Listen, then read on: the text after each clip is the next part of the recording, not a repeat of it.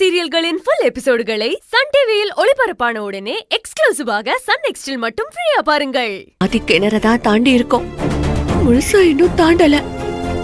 ஹரி இப்போ போன் பண்ணானா நம்ம நிலைமை என்ன ஆகும்னு யோசிச்சு பாரு. சரி, அப்போ நீங்க யாரும் வாயை திறக்க மாட்டீங்க அப்படிதானே? பாப்போம். போன்லாம் இங்க தானே இருக்குது. எப்படியோ நீங்க ஆளை வச்சு துளசியை கடத்திருக்கீங்க.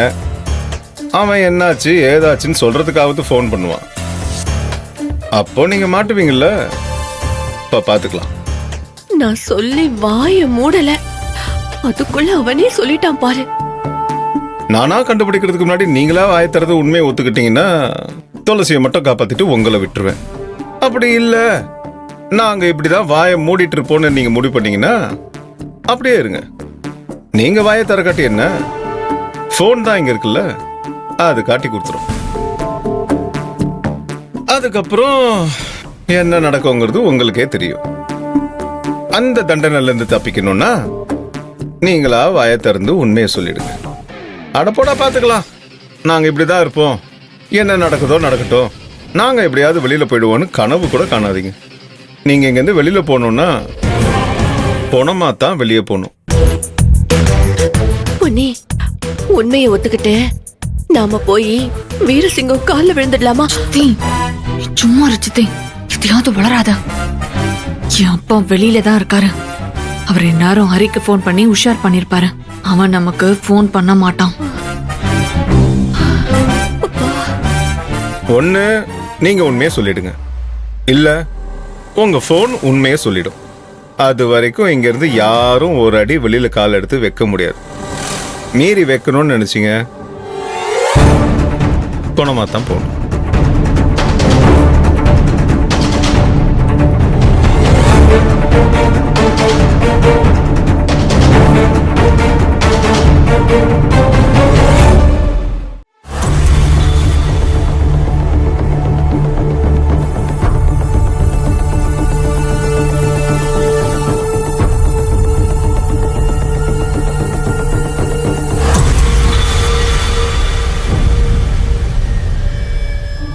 பொன்னி,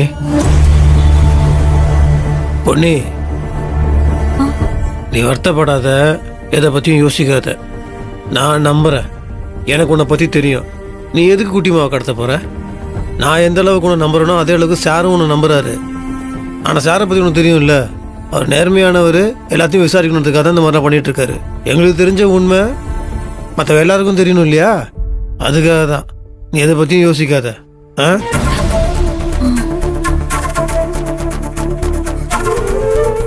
நான் இன்னைக்கு இந்த நிலைமையில டென்ஷனா இருக்கிறதுக்கு காரணமே நீதான் மாம்சு. அன்னைக்கு எலெக்ஷன் அப்போ நீ உன் தங்கச்சிக்கு சப்போர்ட் பண்ணாம எனக்கு சப்போர்ட் பண்ணிருந்தனா இப்ப இந்த சம்பவமே நடந்திருக்காது. இந்நேரம் எல்லாரும் சந்தோஷமா இருந்திருப்போம். அந்த சந்தோஷத்தையே குழி தோண்டி புதைச்சது நீதான்.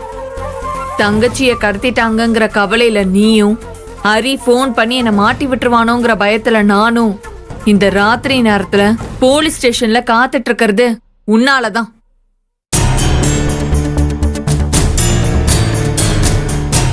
என்ன என்ன யோசிக்கிற?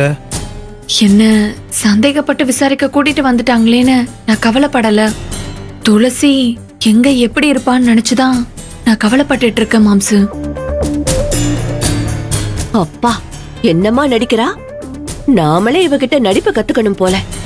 துளசிக்கு ஒன்றும் ஆகாது. குட்டிமா எங்க இருந்தாலும் அது நல்லா இருக்கும். அதோட நல்ல மனசுக்கு அதை யாரும் ஒன்றும் பண்ண முடியாது. எனக்கு தெரியும், எனக்கு. நீ கவலைப்படாத. ஆமா ஆமா, என் மருமகளை கடத்தி கொண்டு போய் வச்சு கொடுமைப்படுத்தினவங்களுக்கு தான் இப்ப ஆபத்து வரப்போகுது.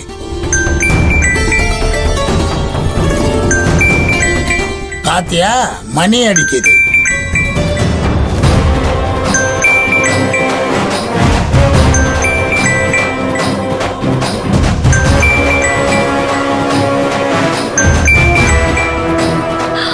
பொன்னி, ஹரிதான் போன் பண்றான் போல இருக்கே. இப்ப என்ன பண்றது?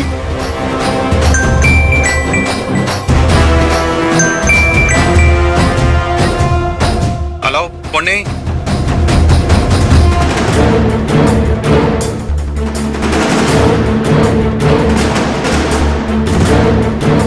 யாரு? கட்சி ஆபீஸ்ல இருந்து ராமசாமி பேசுறோமா?